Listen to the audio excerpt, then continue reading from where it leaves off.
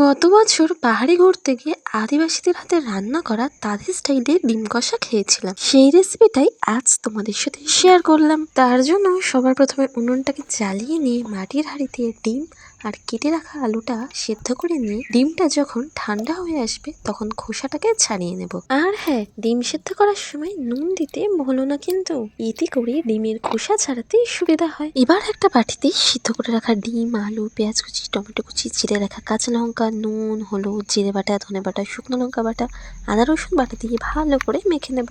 এরপর ওই মাটির হাঁড়িতে সর্ষের তেল দিয়ে তাতে তেজপাতা ও গোটা গরম মশলা ফোড়ন দিয়ে মেখে রাখা ডিম ও আলুটা দিয়ে মিনিট নাড়িয়ে চাড়িয়ে মশলা ধোয়া জল দিয়ে ঢাকা দেবো 20 মিনিটের জন্য। এর মাঝে মাঝে ঢাকা খুলে একটু নাড়িয়ে নেব যাতে হাঁড়ির নিচে লেগে না যায়। ব্যাস 20 মিনিট বাদে ঢাকা খুলে নিলেই রেডি আদিবাসীদের স্টাইলে ডিম কষা। খেতে হয়েছে দারুণ। রেসিপিটা ভালো লাগলে সাবস্ক্রাইব করতে ভুলো না কিন্তু।